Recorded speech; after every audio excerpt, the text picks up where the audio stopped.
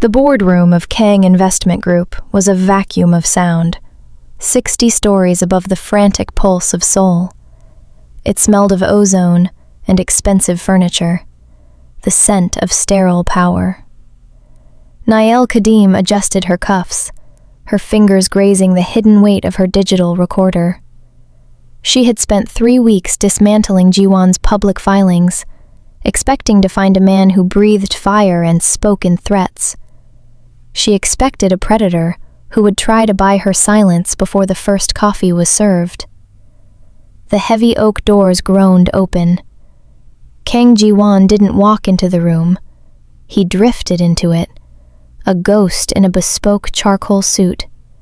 He was younger than the tabloids suggested, his features carved with a precision that felt almost fragile. There was no entourage, no lawyers, just a man and the heavy silence he brought with him. Nael stood, her spine a steel rod. "Mr. Kang, I'm Nael Kadim. I believe you've reviewed my credentials." "The fixer who breaks things," he said. His voice was a low, melodic rasp, devoid of the arrogance she had prepared to counter. He didn't sit at the head of the table. He took the chair directly opposite her, placing a thin manila folder on the glass. "I didn't hire you to fix my firm, Ms. Kadim. I assume you're here to find the rot." "I'm here to conduct a risk assessment for the luxury real estate fund," she corrected, her voice clipped and professional. "Though rot is a colorful term for forensic accounting." She waited for the pushback. She waited for him to mention her mother's history, or to offer a retainer that felt like a bribe. Instead, Jiwon leaned back, his dark eyes locked onto hers with a terrifying intensity. It wasn't the gaze of a man defending a fortress. It was the look of a man watching a locksmith approach a door he's been trapped behind for years. "You won't find what you're looking for in the ledgers," he whispered, pushing the folder toward her. "The numbers are perfect. That's the problem. Perfection is the greatest lie of all."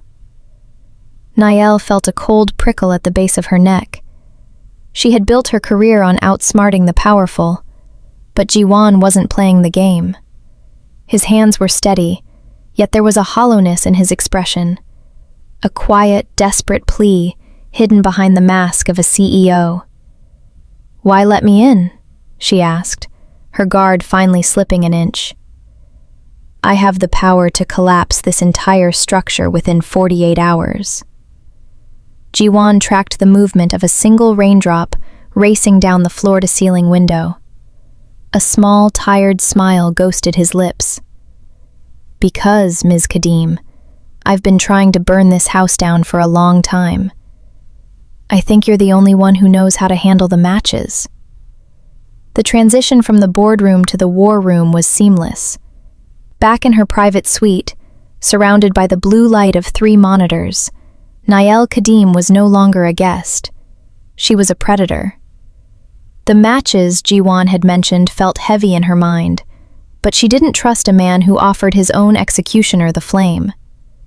In her experience, the most dangerous lies weren't hidden in shadows. They were hidden in the light. She had been hired by a blind trust, a mysterious third party that smelled of old money and deep-seated grudges. They wanted Jiwon's reputation dismantled, and they had paid a premium for Nael's specific brand of surgical destruction.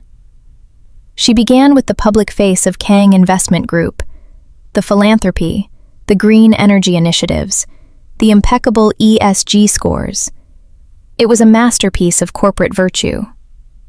"Nobody is this clean, Jiwon," she whispered to the empty room, her fingers dancing across the keyboard.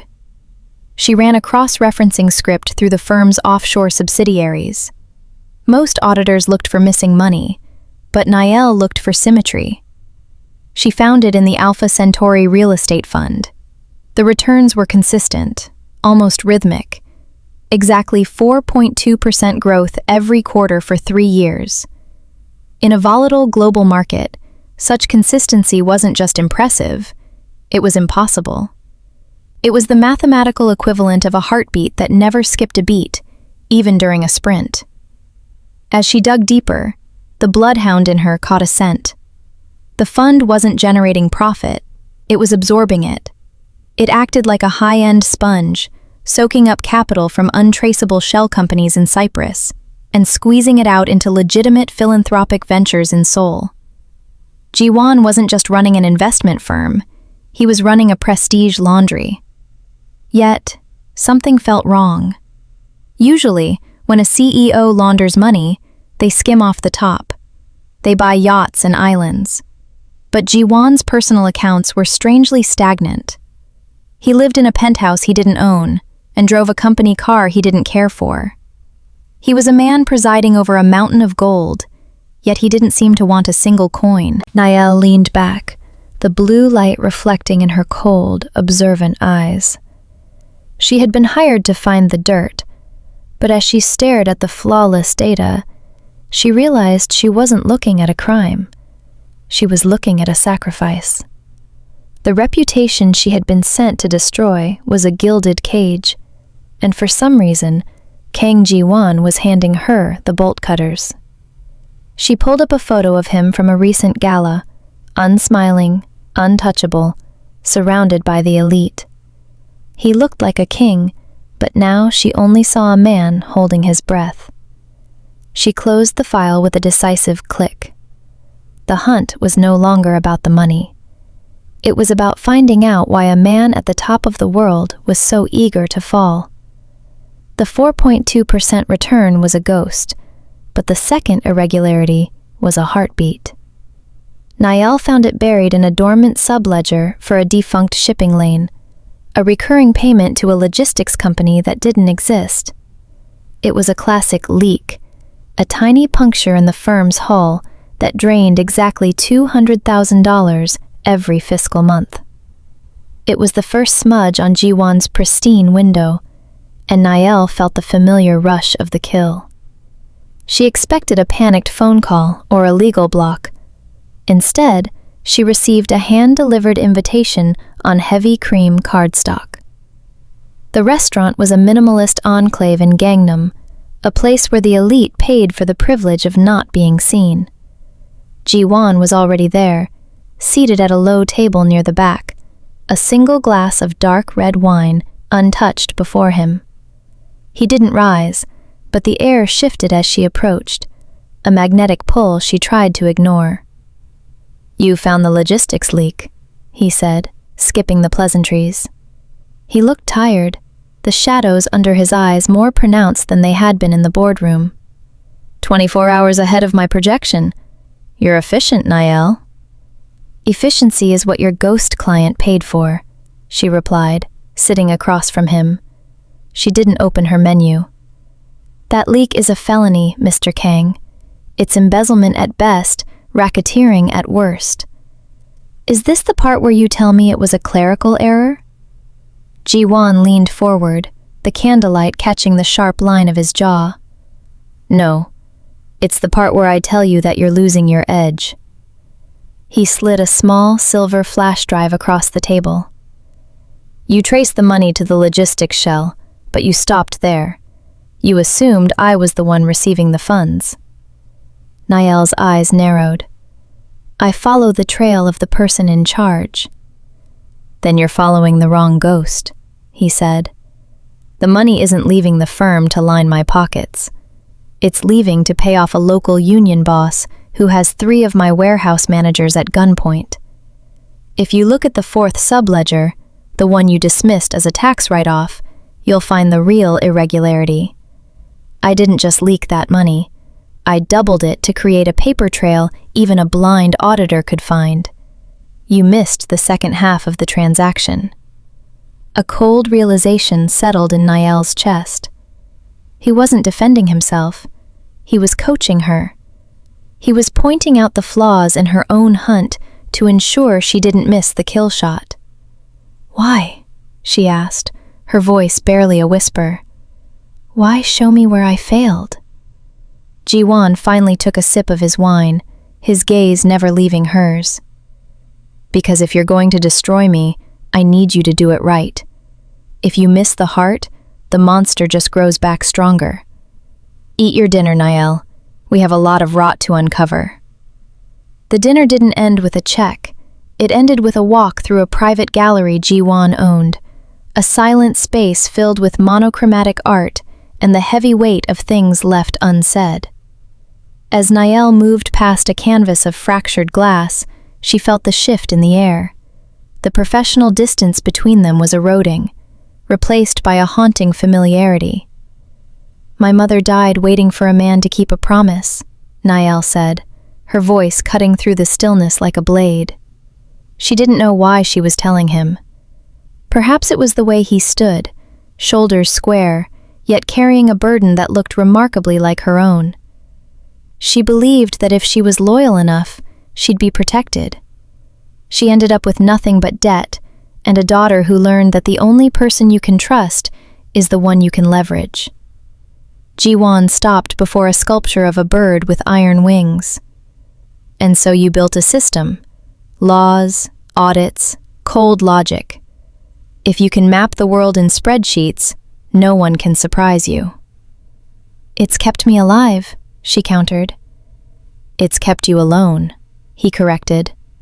He turned to face her, the gallery lights casting half his face in shadow. I grew up in a different system, one of blood and legacy. My brother thought he could walk away by simply saying no. They killed him for it. Not because they hated him, but because a system cannot allow a vacuum. Niall looked at him then, really looked at him, and saw the reflection of her own armor. She used the law to dismantle power. He was using power to dismantle itself. They were both architects of ruin, trapped in structures they hadn't built, but were forced to maintain. She realized that his flawless corporate image wasn't vanity. It was his camouflage. He wasn't the king of the syndicate. He was its most high-profile hostage. A spark of unwanted respect flickered in her chest, hot and intrusive. She had spent her life despising men like him, men who sat on thrones of inherited misery. But Ji-won wasn't sitting on the throne. He was trying to saw the legs off from under it while he was still sitting in it. We're the same, aren't we? She whispered, the realization tasting like ash. You're just using a different set of tools. The difference, Ji-won said, stepping closer until she could smell the faint scent of sandalwood and old paper, is that you still think you can win. I just want to ensure that when I fall, I don't leave anything behind for them to salvage. For the first time, Niall didn't look at him as a target. She looked at him as a mirror. And for a woman who lived by her sight, the view was terrifyingly clear. The hunt intensified, but the atmosphere around Niall began to feel strangely thick, as if the city itself were holding its breath.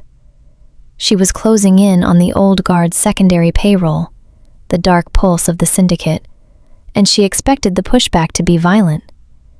She had lived her life looking over her shoulder, waiting for the shadow that moved faster than the rest.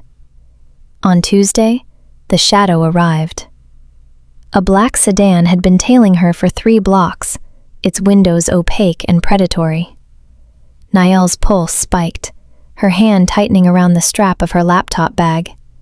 She ducked into a crowded transit hub, her mind already calculating escape routes and police response times. But as she prepared for the confrontation, the world shifted in a way she didn't expect.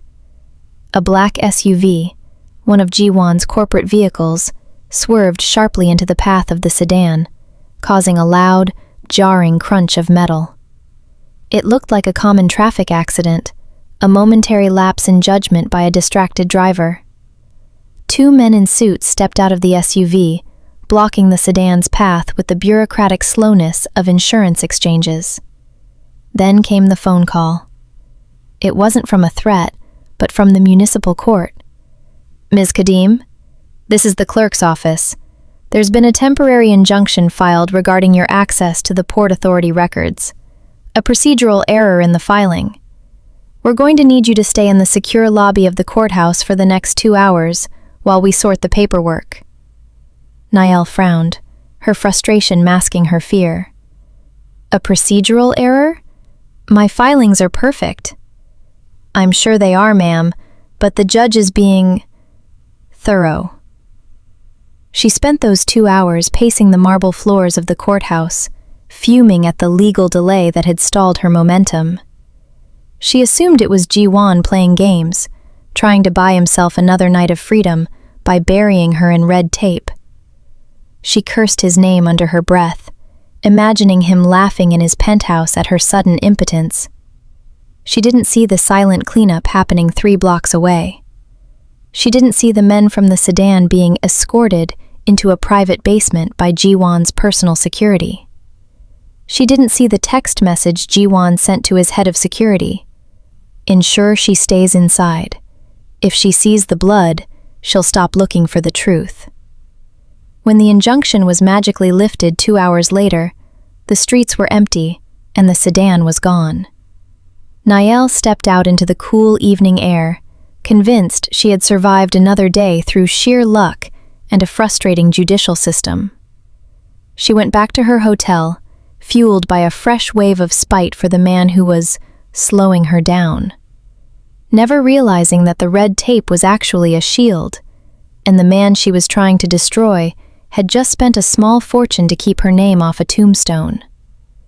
The legal delay had left a bitter taste in Niall's mouth, but it had also given her a new angle of attack. If Ji-won was using the courts to stall her, she would use the archives to bury him. She retreated to a corner of the city's central records office, a place where the air was heavy with the scent of decaying paper and the digital hum of forgotten servers. She wasn't looking for money anymore.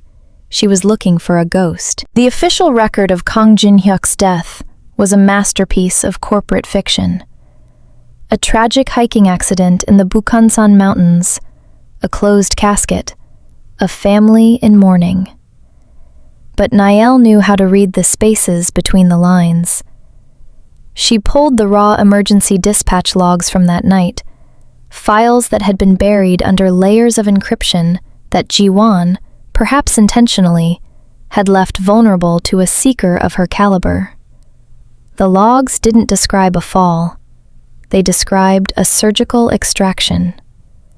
As she decrypted the coroner's private notes, the monster she had been hunting began to dissolve. Jin-hyuk hadn't died on a mountain. He had died in a warehouse, 3 miles from the family estate. The injuries were consistent with a systematic dismantling, a message written in bone and sinew. The message was simple: no one leaves. Niall stared at the screen, her breath hitching. She found a suppressed police statement from a terrified witness who described a younger brother being forced to watch the execution. She saw the date. Ji-won had been 22. He hadn't inherited a throne. He had been branded with one. She realized then that the flawless systems Ji-won built weren't just camouflage. They were a cage built by the old guard to ensure the surviving son never followed his brother's lead. Every polished executive move, every cold boardroom decision, was a performance under the barrel of a hidden gun. Ji-won wasn't the architect of the syndicate's cruelty. He was its most valuable prisoner. A man forced to steer a ship of death while his own soul was held for ransom. The files on her screen blurred as she leaned back, the cold neon light of the archives feeling like a shroud. Her hand trembled as she reached for her phone. For years she had fought men like him because she believed power was a choice. But looking at the autopsy photos of the brother he couldn't save, she realized that for Ji-won, power was a sentence. He wasn't fighting her to win. He was fighting her to ensure she was strong enough to kill the version of him the world saw, so the man underneath could finally stop watching the shadows. The penthouse was a cage of glass and gravity, suspended above a city that looked like a motherboard of flickering lights. Niall didn't wait for an invitation this time. She bypassed the security codes she now realized he had never bothered to change, and marched into the living area. Jiwon was standing by the window, his silhouette cutting a lonely figure against the skyline. He didn't turn around. He didn't have to. "You're a coward," she said, her voice echoing off the minimalist stone walls. Jiwon finally turned, a glass of amber liquid in his hand. He looked remarkably unbothered for a man whose life secrets were currently sitting in a folder in Niall's bag. "A coward for protecting you? Or a coward for letting you find the dispatch logs?" "For using me!" she snapped, closing the distance between them until she could see the exhaustion etched into his face. "You didn't just let me find them, you led me there. Every irregularity, every mistake I found, it was a breadcrumb. You've been playing me like a piece on your board, Jiwon. You wanted a fixer who was too stubborn to quit and too clean to be bought. You wanted someone to pull the trigger because you're too afraid to do it yourself." Jiwon set his glass down on a marble plinth with a slow, deliberate click. "Is that what you think? That I'm looking for a hitman?" "I think you're looking for an exit," Niall countered, her chest heaving. "But you're doing it by putting my life on the line. The old guard is watching me. You're using me as a detonator for your own suicide mission." The silence that followed was heavy, pressurized. Jiwon stepped into her space, his presence a cold heat that made her want to flinch and move closer all at once. For the first time, the mask of the polished executive slipped, revealing the jagged edges of the man beneath. "I've spent 10 years watching people try to take this empire," he whispered, his voice dangerously low. "The greedy, the vengeful, the stupid. None of them could do it. They all wanted a piece of the throne. They didn't want to destroy it." He reached out, his fingers hovering inches from her jaw, never quite touching. "I haven't been playing you, Niall. I've been waiting for you. I needed someone smart enough to see the system for what it is. Someone who hates the throne as much as I do." Niall's breath hitched. The anger was still there, but it was being eclipsed by a terrifying sense of parody. He wasn't looking down at her. He was looking at his equal. "And if I walk away?" she challenged. "If I take my findings and disappear?" Jiwon smiled. "A tragic, beautiful thing. Then I stay in this room until the shadows finally stop moving. But we both know you won't walk away. You're a bloodhound, Niall, and you've finally found the scent of something real." The data didn't just speak to Niall anymore. It screamed. She sat in the pale glow of her laptop in the early hours of the morning, her fingers trembling as she navigated the deepest stratum of Jiwon's private server. She had bypassed the corporate lies and the personal tragedies, reaching the bedrock of the syndicate's infrastructure. There, buried under a legacy encryption key that used his brother's birthday as the cipher, she found it, the kill switch. It was a document of breathtaking ruthlessness. It wasn't just a list of names. It was a comprehensive map of the syndicate's offshore holdings, the private bank accounts of the old guard, and the signed authorizations for decades of extrajudicial solutions. If Niall hit upload, the entire organization would be vaporized by international authorities within the hour. It was the ultimate leverage, the very thing she had been hired to find. But as she scrolled through the final pages, the blood drained from her face. Jiwon had structured the data so that he was the central node. The document didn't just implicate the syndicate, it framed him as the sole architect of every recent atrocity. He hadn't just built a bomb to destroy his family, he had strapped it to his own chest. The moment this file touched a government server, the old guard wouldn't wait for a trial. They had a standing protocol for unrecoverable assets. Jiwon would be dead before the first headline hit the wires. Niall stared at the flashing cursor, the power she had craved for years finally resting beneath her fingertip. For the first time in her career, the legal chokehold felt like a noose. She realized the trap Jiwon had set, not for his enemies, but for himself. He was handing her the glory of the biggest takedown in history, but the price of her professional victory was his life. She thought of his face in the penthouse, the way he looked at her with a terrifying hope. He wasn't asking her to save him. He was asking her to end him. He had placed his life in the hands of a woman who had spent her entire existence vowing never to care about the collateral damage of her work. "You bastard," she whispered, her voice cracking in the silence of the room. She had spent weeks trying to outplay him, but he had won the game by refusing to play for his own survival. She had the truth, she had the evidence, and she had the power. But as she looked at the kill switch, she realized that exposing the monster meant murdering the man who had finally made her feel seen. The auditor was no longer objective. The bloodhound had caught the scent, but for the first time in her life, she didn't want to bite. The storm outside the penthouse matched the turbulence in Niall's chest. Rain lashed against the glass, blurring the city lights into a smear of cold neon. Jiwon was waiting for her, standing in the center of the room with a composure that felt like an insult. He knew she had found the kill switch. He knew she held the lightning in her hands. "I found it," Niall said, her voice sounding hollow even to her own ears. She held up the drive, the small piece of metal glowing in the dim light. "You're a dead man if I upload this.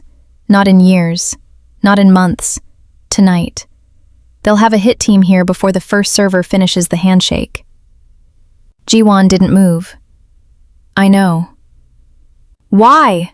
she shouted, the professional mask finally shattering. "You've spent weeks teaching me how to take you down, showing me the cracks, protecting me from the shadows.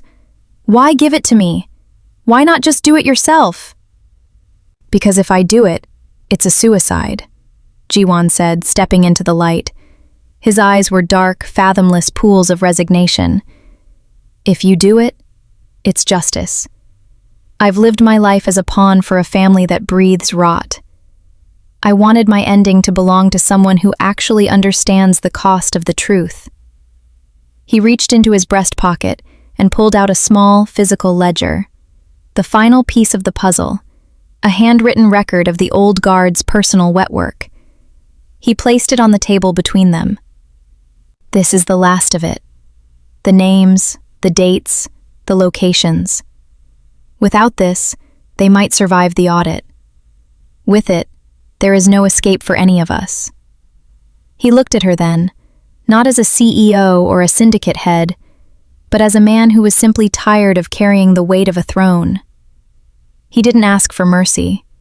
He didn't ask for a second chance. He turned his back on her and walked toward the balcony doors, leaving the ledger, the drive, and his life sitting on the glass. "The choice is yours, Niall," he said over his shoulder. "I'm going for a walk. When I come back, I'll either be a free man in a world that doesn't know I exist, or I won't come back at all. Either way, the system ends tonight."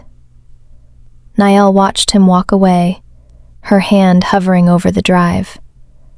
For her entire life, she had used power to stay safe, to keep people at a distance. But power was a cold companion.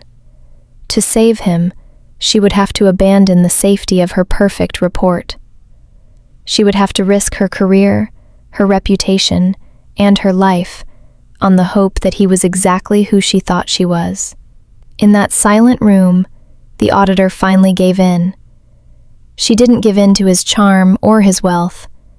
She gave in to the terrifying, beautiful realization that she trusted him more than she trusted the law. She reached out and took the ledger, her choice finally made.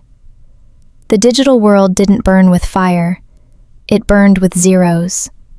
Niall sat in the dark, her fingers flying across the keys in a rhythmic, violent cadence.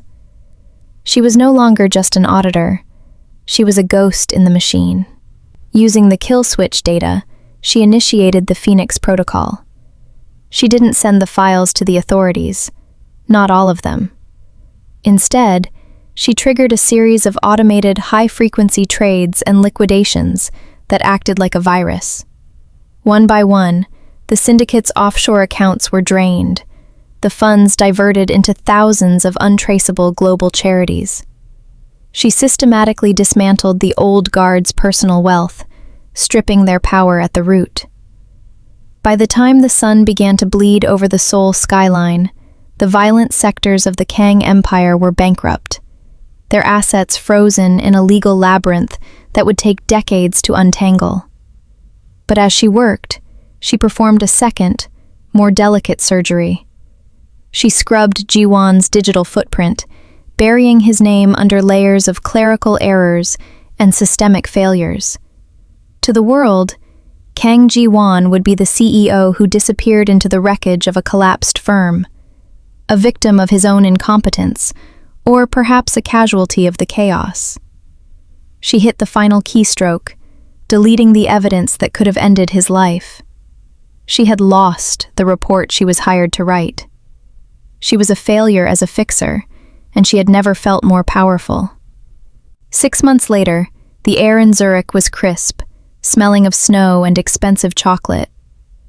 Niall stood on a bridge overlooking the Limmat, her breath hitching as she saw a familiar silhouette leaning against the stone railing. There was no suit this time, no charcoal armor or polished mask.